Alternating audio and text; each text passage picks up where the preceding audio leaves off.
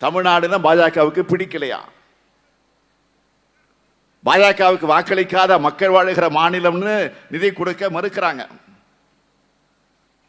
ஒன்றிய பாஜக அரசுக்கு நான் சொல்றதெல்லாம், நீங்க நிதியை கொடுக்காம இருக்கலாம், ஆனால் நாங்க நீதியை அடையாம விட மாட்டோம். இத மக்கள் கொடுக்கிற பேட்டிகளே.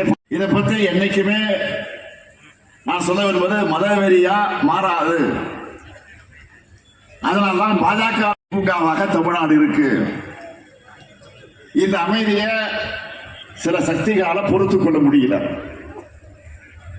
தயாரிச்சு வழங்கின முறைய பேசுறாங்க. ஒன்றிய அரசு தயாரிச்சு வழங்கின முறைய ஆன்மீக வேற அரசியல் வேறன்னு பகுத்தறிந்து பார்க்கிற மக்கள் வாழ்கிற மாநிலம் நம்முடைய தமிழ்நாடு.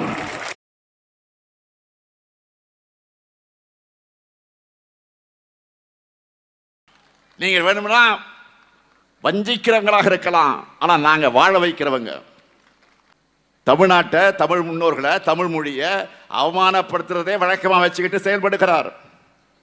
ஏதோ புதிய அவரை எடுத்துக்கிட்டு இருக்கிற புது புது அர்த்தங்கள் எல்லாம் கவுண்டமணி காமெடி ஒன்று வருமே,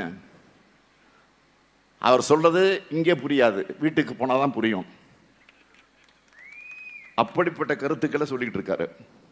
தயாரிச்சு வழங்கின உரைய மாண்புமிகு குடியரசுத் தலைவர், ஜனாதிபதி குடியரசுத் தலைவர் அவர்கள் இந்த அவையிலே வாசிச்சார்.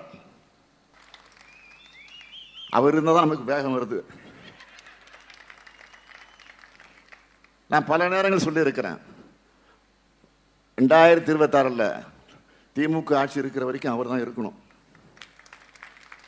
அப்பதான் அது நமக்கு வசதி. அவரே நமக்கு பெரிய பிரச்சாரத்தை நடத்திக்கிட்டு இருக்கிறார். அடுத்து இன்னொருத்தர் இருக்காரு, பிஜேபி தலைவர் அண்ணாமலை, அவரும் இருக்கணும்.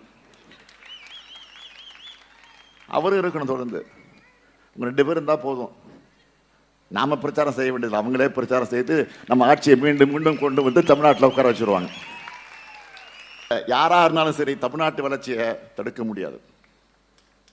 தமிழ்நாட்டில் இன்னைக்கு நம்ம செஞ்சிட்டு இருக்கக்கூடிய வளர்ச்சி யாரால் தடுக்க முடியும்? எந்த கும்பலாலும் அதை தடுக்க முடியாது. ஆன்மீக வேற அரசியல் வேறன்னு பகுத்தறிந்து பார்க்கிற மக்கள் வாழுகிற மாநிலம் நம்முடைய தமிழ்நாடு. தமிழ்நாட்டுக்கு நியாயமாக வர வேண்டிய நிதியை தர மாட்டீங்க. பேரிட நேரத்தில் கூட உதவி செய்ய மாட்டீங்க. ஆனால் எங்க மாநிலத்தோட அமைதியை மட்டும் கிடைக்க நினைப்பீங்களா? நீங்க ஏமாந்துதான் போவீங்க. திருந்துங்க, இல்லைன்னா திருத்தப்படுவீர்கள் எச்சரிக்கிறேன். ஒன்றிய அரசு தன்னுடைய மனப்பான்மை மாத்திக்கலனா மக்கள் மன்றத்தில் நாளுக்கு நாள் மரியாதையை நீங்கள் இழப்பீர்கள். கடந்த வாரத்தில் வருந்தத்தக்க 2 சம்பவங்கள் நடந்திருக்கு. உத்தரப்பிரதேச மாநிலத்தில் கும்பமேளாவுக்கு போன பக்தர்களுக்கு சரியான பாதுகாப்பு ஏற்பாடு செய்யாத காரணத்தால அந்த நெரிசல்ல சிக்கி 48 பேர் மரணம் அடைஞ்சிருக்கிறாங்க. ஆனால் 30 பேர் தான் அங்கே இறந்தாங்கன்னு பாஜக அரசு தப்பான கணக்கு சொல்லுது. நிதியமைச்சர் நிர்மலா சீதாராமன் அவர்களே, தமிழ்நாட்டை சார்ந்தவர் என்பது பெருமையா, இல்ல தமிழ்நாட்டுடைய வளர்ச்சிக்காக நிதி ஒதுக்கிறது பெருமையா? கொஞ்சம் யோசிச்சு பாருங்க.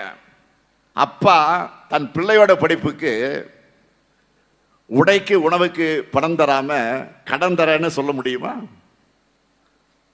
அப்படி கொடுத்தா அதுக்கு பேரு குடும்பமா? கேட்போமா மாட்டோமா? மாநிலங்களை ஒருங்கிணைச்சு ஆட்சி செய்கிற ஒன்றிய அரசானது மாநிலங்களுக்கு நிதி வழங்காம கடன் தரேன்னு சொல்றதுக்கு பேர் ஆட்சியா?